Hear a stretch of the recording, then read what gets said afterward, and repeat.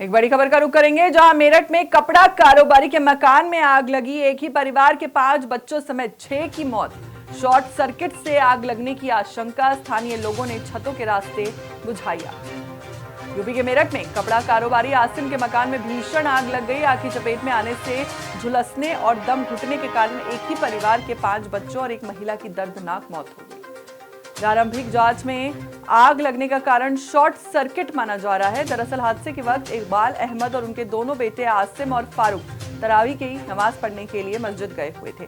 बाकी घर के सदस्य घर में ही मौजूद थे, तभी अचानक घर में आग लगी दिखाई। देखते ही देखते लपटें विकराल हो गई और पूरी इमारत धुएं के गुबार से ढक गई। घर के भीतर चीख पुकार सुनकर आसपास के लोग जमा हो गए और तुरंत पुलिस और फायर ब्रिगेड को सूचित किया। हालांकि इलाका बेहद घनी आबादी और संकरी गलियां होने के कारण फायर ब्रिगेड की गाड़ियां मौके तक नहीं पहुंच सकी। ऐसे में स्थानीय लोगों ने साहस दिखाया और छतों के रास्ते घर में प्रवेश कर झुलसी हुई महिलाओं और बच्चों को बाहर निकाला। लोगों ने निजी संसाधनों और पानी डालकर आग पर काबू पाया।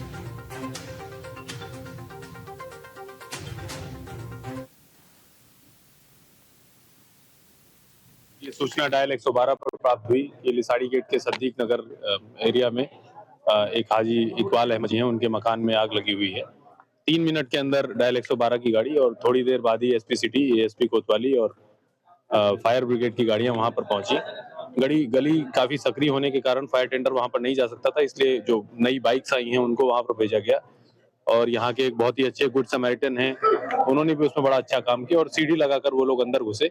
सबसे पहला काम जो हमारे पास में था उस आग को कंटेन करना था, क्योंकि काफी डेंस एरिया है, तो अगर आग फैल जाती तो इसमें बहुत दिक्कत हो सकती थी।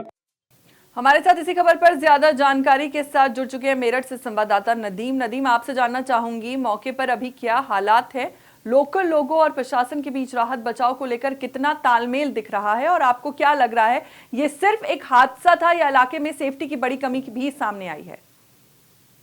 देखिए, मैं बता दूं आपको, ये पूरा मामला थाना लिसाड़ी गेट क्षेत्र का है, जहां पर सिपाही नगर में ये हादसा हुआ है। जिस हादसे की कहीं ना कहीं एसएसपी और मेरठ के डीएम जो है मौके पर पहुंचे थे, उन्होंने कहीं पूरा मुआयना किया था। मुआयना करने के बाद कहीं ना कहीं उन्हें जो क्षेत्र में गलियां थी वो तंग लगी, जिसकी वजह से फायर ब्रिगेड की गाड़ी भी वहां पर मौके पर नहीं पहुंच पाई थी।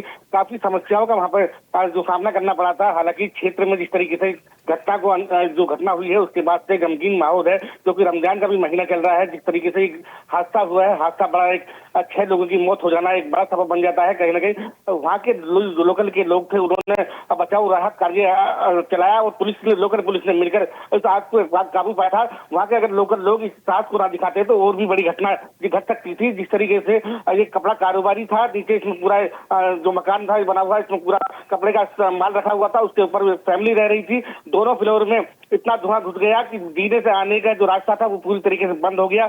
आग ने एक विकराल रूप लिया। आग ने विकराल रूप लेने के बाद जो पड़ोसी थे और जो पुलिसकर्मी थे, उन्होंने दूसरे रास्ते से उनको निकाला, छतों के रास्ते से उनको बाहर निकाला। हालांकि इसमें 2 मासूम बच्चे भी हैं और 2 थोड़े बड़े बच्चे हैं और एक महिला की इसमें दर्दनाक मौत हुई है। जिस तरीके से हादसे को देखा जा रहा है, पूरे क्षेत्र में गमगीन का माहौल बना हुआ है। जी नदीम, आपसे ये जानना चाहूंगी कि इस हादसे के बाद प्रशासन की कार्रवाई को लोग कैसे देख रहे हैं?